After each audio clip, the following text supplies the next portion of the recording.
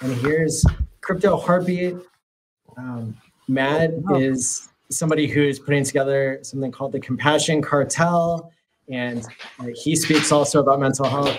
He grew his channel, thousands of people subscribing, and he does just Hex and Pulse Hex content. I'll let you take it away, Crypto Heartbeat. Hey, thank you so much. Hey, Richard. He's got that radio voice. It's nice. Hey, thanks, man. I appreciate that. Well, I want to say your mic sounds good, man. Like, thank you very much. Well, hey, on behalf of the community, I just wanted to say thank you for all that you have done and all that you continue to do. And I'm excited to have a couple minutes with you to ask you some questions I hope no one's ever asked you before. Oh, good luck on that one, man. All right. So here we go. Let's see how you do. Okay, here's the first one. So, you talk about, I hear you on stream and at the meetups and everything, talk about branding and marketing. And clearly you've done something no one else has done. You've matched this incredible depth of knowledge as it relates to technical things related to blockchain, but also you've married that with, I think, some of the most impressive marketing. And many of the people don't have that kind of skill, that both sides of the coin. And you talk about the best logo, the best domain name, the best community, all these things. And one of the things that's interesting to me is when I dig into the Hex contract, I see this little thing called hearts. And I know that your name was changed to Heart. And I know, well, I mean, it's just my stage name. Like my real name is Schuler, and it's still Schuler. Like, well, so one of the things passport still says Schuler. Yeah. One of the things I love about you and what you've done and your vision for things is this idea of heart. And so, I even named my channel Crypto Heartbeat. And I feel like there's something about the community that really reflects that. And people become their names, and you chose that name for a reason. Can you share with the audience why in which you chose it? Originally, I mean, look, this is my guess as to why I chose it. I don't really know. This is my best guess. When I was quite young, there was a show on television called Heart to Heart. Oh, yeah. And it was this rich guy with his hot wife just fighting crime in their free time. And you're like, okay. He's just like rich dude, has a mansion. He's like, let's fight crime when I'm bored or whatever. And then, I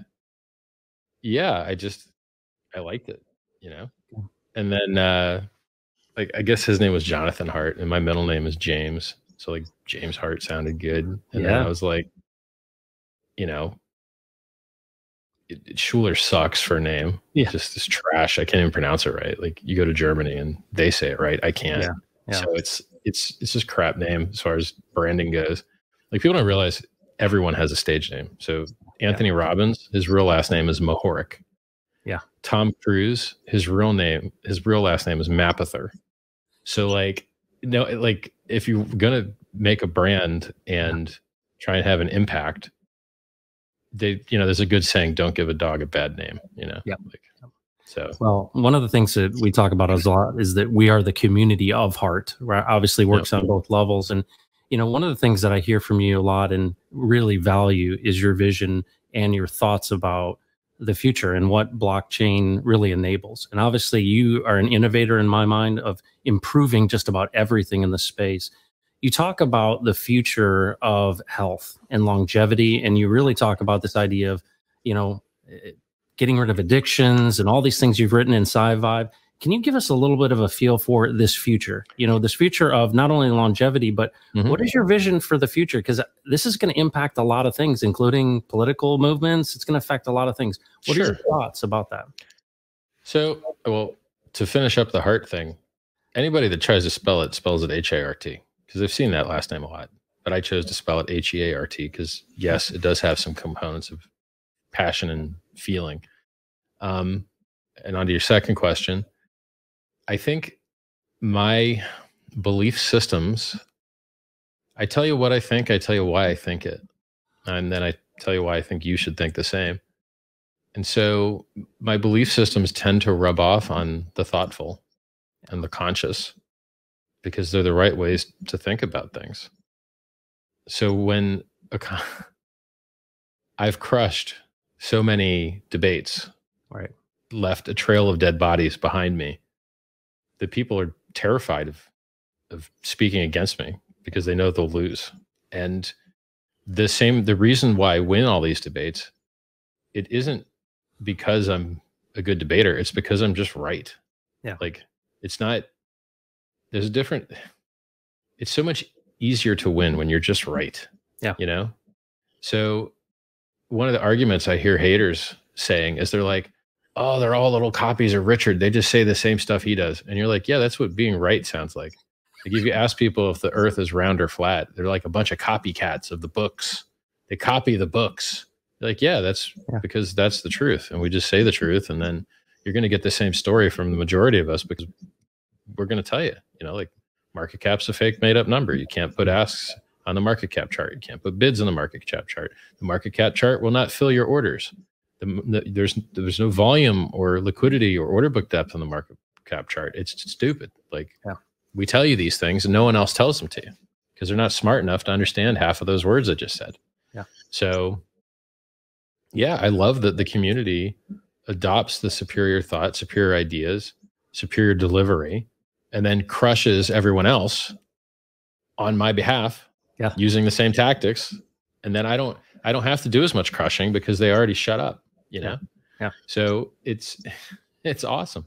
Yeah. You know, or other things like, oh, there's no liquidity. Like, oh yeah, there's no liquidity. Okay. Well, first you can do a market sell of a couple million and you're going to get like 2% slippage maybe. Second, the best time to buy Bitcoin ever in history was when it had no liquidity and when its coins were in 100% in one address. And that's also the same for Facebook and the same for Google, et cetera, et cetera. So, well, let me ask you.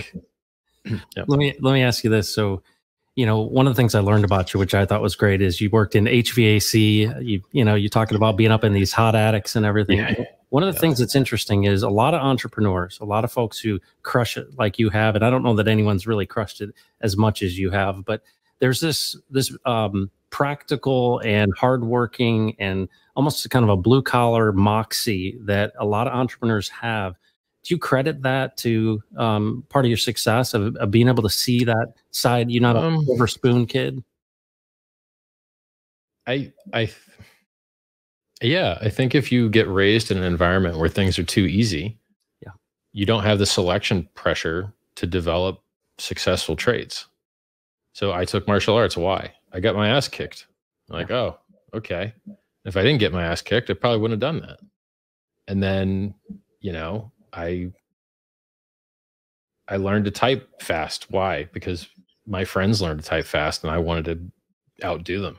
Right. Yeah. And you're just like, so being competitive and being masculine and being around other people. And I think that drives you to excellence.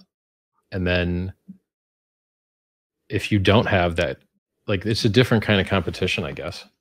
Yeah. I mean, it's weird. Like I'm still cheap. Like I don't like when a soda costs too much. It bothers me. Like I don't love it. I don't drink bottled water. I like, give me the tap water, you know, like I want to be efficient. And I think that is something that comes from just growing up with no money. Yeah. Right. Like you really care about efficiency. You care about getting a deal. Yeah. And that's a useful trait for being in commerce is if you get good deals, you can pass that on to other people. So if you know what a good deal looks like, you know, so I've always been about giving people the best deal. Yeah. Well, you know, the Hexican community, I came in 10 days before big payday. Late night television ad brought me into Hex. And are you serious? Yeah, there's a late night television ad on. Somebody bought time at about 2 in the morning on cable television, and that's how I learned about Hex. What played? Do you remember what it was? It was showing a yacht. Do you want to be a millionaire? Are you serious? Yeah, that's what brought me in. I recorded the voiceover for that. That was my voice. Yeah. Well, I thought that's at first hilarious. Yeah, that's how I got in. And I never get feedback on it. Yeah. It's like, I don't know, like, that's the first time in my life I've ever heard of anyone joining Hex from a TV ad. Yeah. First time. I couldn't sleep at night and I was watching TV and the bizarre ad came on and I thought it was something it wasn't. And so when I saw it was crypto, I started watching Hexo and that's really what got me in. So that's amazing. Works. It works. I am literally amazed. Wow. Well, my last question, because I know we've got limited time, is really about legacy. One of the things I hear you talk a lot about is being the best guy in crypto, the best man in crypto. And I agree with you. You are. You've obviously given money to the Sens Foundation, but you have it seems like vision beyond just crypto, obviously for health and those type of things. But when it's all said and done, when you're 99 or 109, what do you want people to remember you for? I think it's the community. Everything comes back to the community, always. Yeah. You want to make people's lives better. You want to make them happy, healthy, wealthy, wise.